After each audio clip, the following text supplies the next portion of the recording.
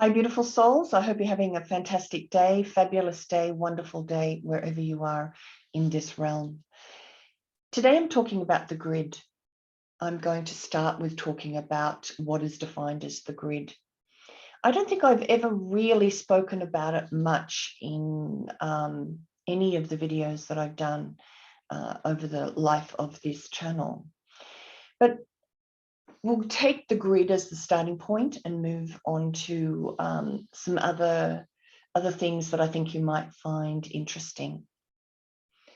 Now, when I first came across the grid, it was when I was in my late 20s, and I had a lucid dream where I was taken to fly through the grid, to move through the grid.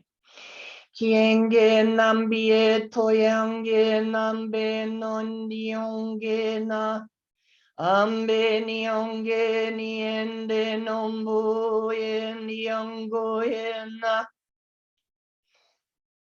And the grid was, in how I described it back then, because I had no concept of what it was cubes that were all connected. So in fact, it was grid lines, and it was sort of seamless and limitless. It didn't have any boundaries to it. Anyway, a few years later, I did some dream gestalt work, and I became the grid, and I spoke as it. And this is the concept of working with your dreams. You become it and speak and learn what that represents to you within your psyche. What was the message you were attempting to receive or obtain from that deeper aspect of you? So I became the grid, and for me, it felt like I was only in there for a few moments. But for the facilitator, I was in that energy for about half an hour. And it was very, very old. And again, limitless. It extended with no boundary. And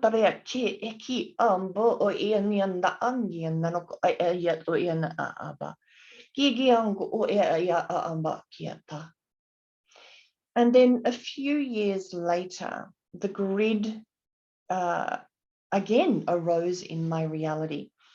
And it was nothing, it didn't have any sort of charge to it. It wasn't positive or negative. It just was.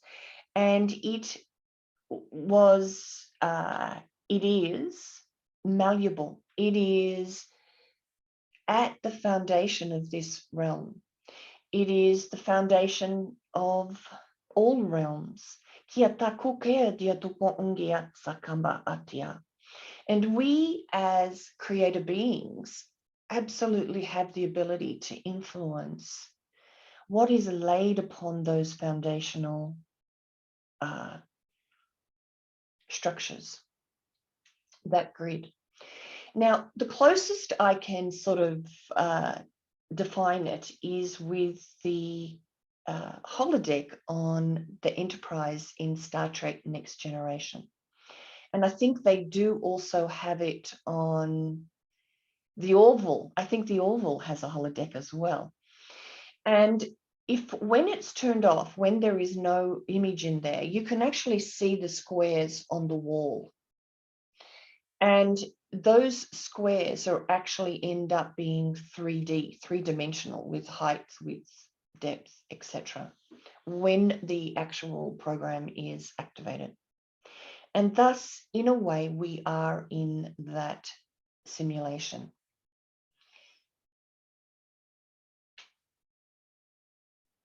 It did, on this planet, it did get out of hand somewhat. And so, yes, we were quarantined. But this experiment, this experience is coming to an end. I had a BQH session with a friend of mine, Becky Halia, and she's an amazing facilitator for this process. And actually, I'll leave her link in the description below. And we spoke lots of light language backwards and forwards, and then we both spoke to different dimensional aspects, spoke through those different dimensional aspects of each other and spoke together. And in this conversation, we were talking about the experiment and how it is coming to a close, and that all of the information that we've gathered in this realm of polarity is invaluable to the rest of creation. Now, what is the premise? What is the basis of this experiment? The basis of this experiment was to understand what it was to live without an awareness of God or source or the mother, father principle, the truth of that existence, and that we were actually a fractal of that. So for a long time, the majority of humans have been feeling disconnected from source, feeling disconnected from anything divine, and that they, in fact, had no divinity within them at a real knowingness level. We have probably, many people have been to some sort of a service or a church and read and stood up and sat down and kneeled and done all of that in an attempt to find that real connection. But it won't be found generally in traditional religions. There are aspects of traditional religions that reveal this or link to this or hint of this. And there are people who have found that connection through it. But mostly all of the religions are really just means of control of humanity. So when we decided to come and experience this situation of being disconnected from the truth of who we are, it was a volunteer situation, absolutely. And not every being who exists in those higher frequencies and dimensions beyond the polarity chose to do it. And it has been said many times that the beings that did it were the strongest of the strong, were the really well prepared for this experience. But it did get carried away. And part of what I discovered in the BQH session for me was my collective consciousness, and I decided that it wouldn't be me that came here to have this experience, and that it would happen without any support from that original collective, because we wanted the full 100% deal of what it was to be disconnected. And not everybody makes that decision. Not every person that came in made that decision. And in fact, what we did was we unaligned our realm from this greater frequency. So we actually sort of cut the link. And what has happened recently is that link has been reconnected. And in the BQH session, the oversoul of the galaxy came through me and said, yes, the experiment is now coming to a close. So we have been reset. We have been in a washing machine. We have been on a like a hamster wheel, going over and over and over this stuff of pain and competition and judgment and grief and anger. All of these experiences have been recreated over and over. And it did get out of hand in that some of the beings here really lost it. And so what has happened is the experiment is now over. We have realigned with that higher frequency, and that energy is coming in. That energy is being incorporated into our systems. So on this level that I'm talking about, all the things that take our attention, all the things that we get up in arms about, or have a lot of energy entwined in a way, ultimately are irrelevant. On one level, on the level that I'm talking about, it is all irrelevant because it belongs to the old grid work. It belongs to the old simulation.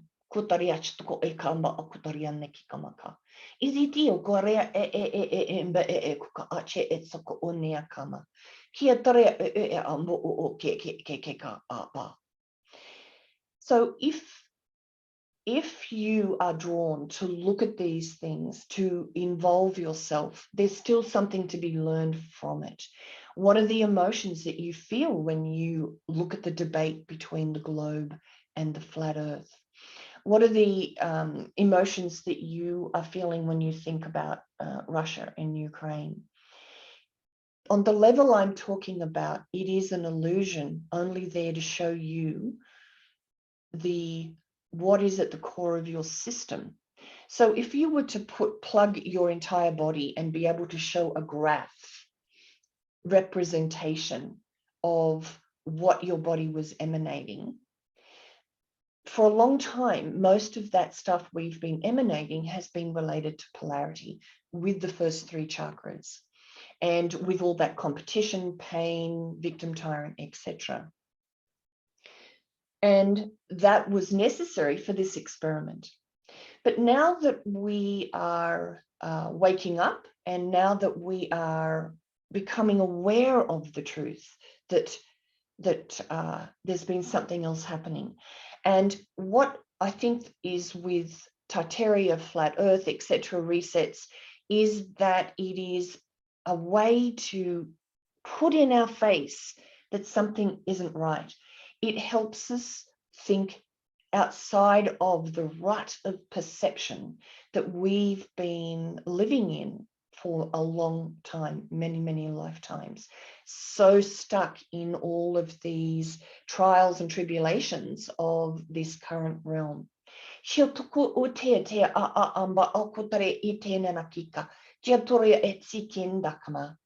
And even in a way, demons, jinn, all of those things are irrelevant, people. On this level of perception. If you are still dealing with them, if you are still there in your reality, then there is still something to learn from them for you. And be present in that learning. There is no judgment on anybody being anywhere in this experiment, or this, wherever you are, is absolutely perfect.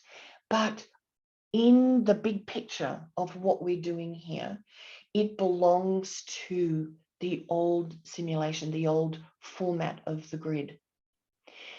Now, I understand that as we begin to understand that we are creative beings, we can physically transmute the grid, change what is laid upon that grid, those foundations, and we overlay our thoughts and concepts and what it is we want to be and live as. And the old is falling apart because more and more people are waking up and putting their focus on a different reality. And the video I did recently on there's a door in front of you. And this is really a further explanation of what that door is. That door, through that door, is the new construct that you can choose to exist in. So it is to look at this, but from the observer, look at the past, look at what is in existence right now, and see if you can actually see it from the viewpoint of that scientist, of the experiment that's been happening, and that it is now ready to change, is now ready to evolve and come to an end.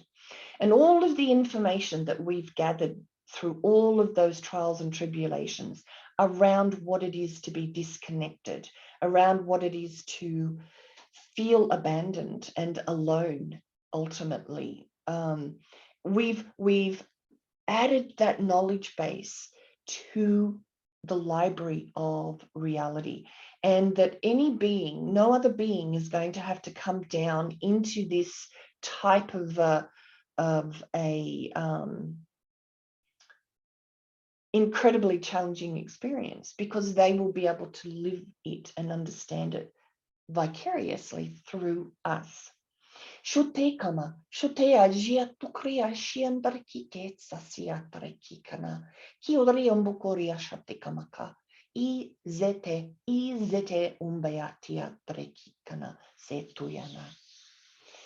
So when we look to the new reality, the new earth, and start to embody the frequencies of it, and that is a frequency of love, which is a very healing energy for all of the stuff that we existed and went through here.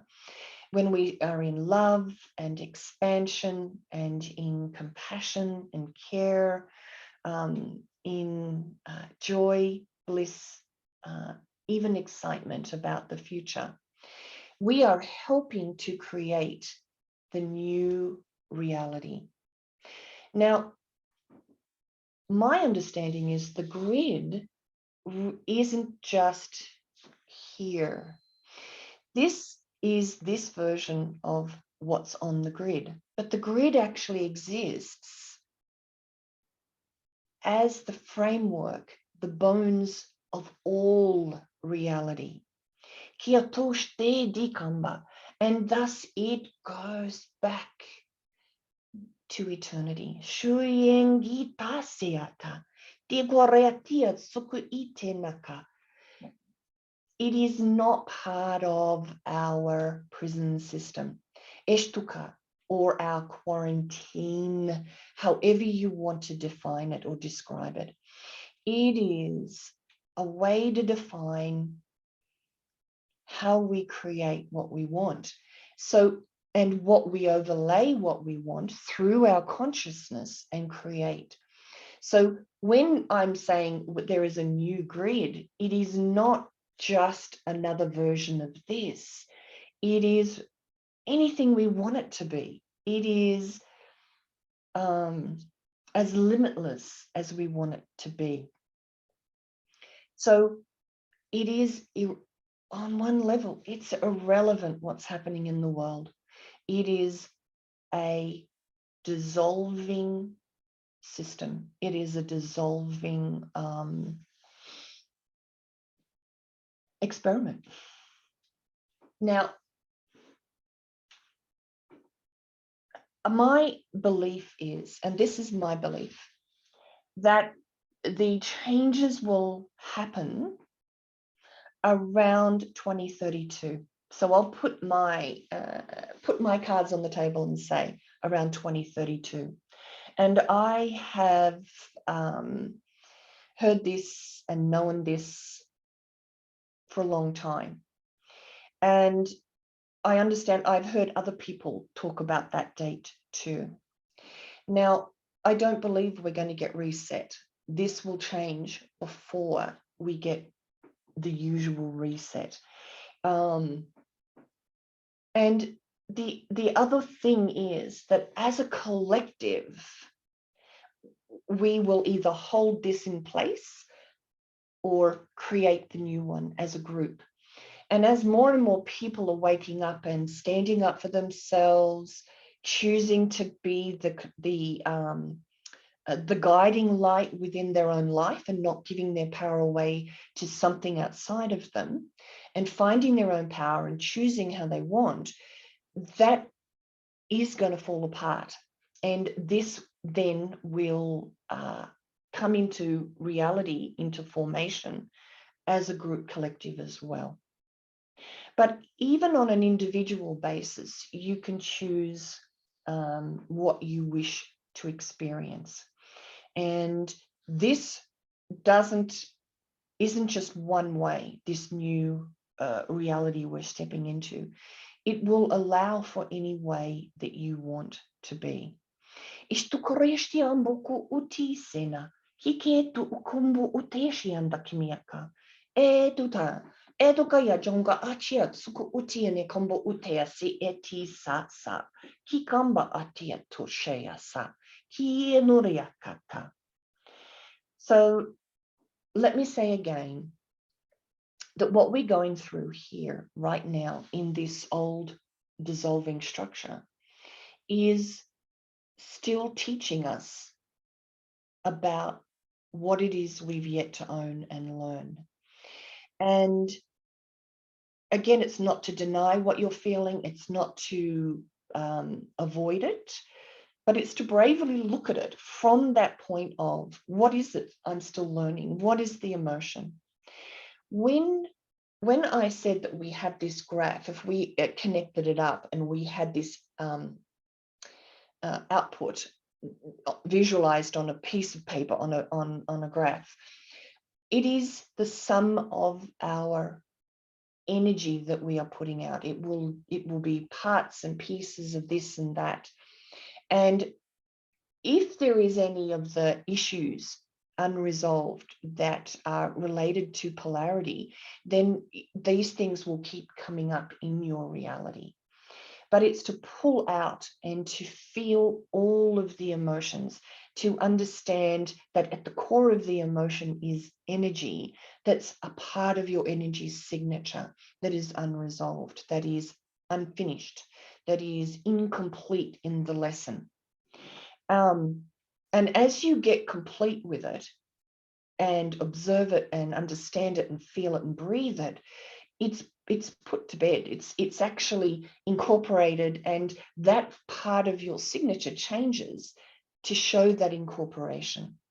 So as we understand this world, as we understand it further and allow the old systems to fall away, to not allow those old things to define us, but to be limitless in the definition of who we can be in this reality, it will start the whole of humanity to move into this new one. So I'm just wondering if I've covered it all or if I've left anything out. Shutariasa, Kotriende Kumbia Tia Toke Ian Kita Yananeki Kata, Ziki Ukra. Okay, I'm getting that there's enough for you to go on with in contemplating this. And I will watch it again after I put it up. And if I feel like I've left anything out or could give more information on certain aspects, I will do that.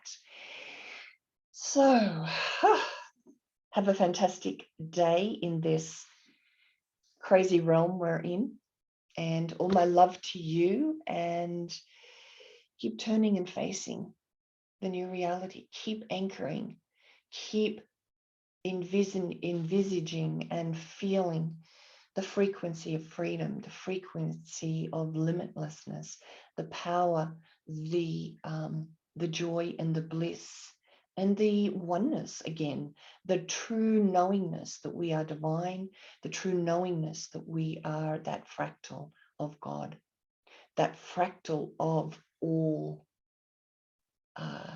beings, all existence. Shiongeta, si te tu kambako kotria shetaka.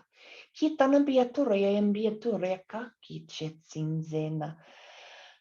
Eshi zikunda ki tarakika. Ezute sikombo utea shiatsaka angiatamaka idoreachaka. Okay then. Bye-bye.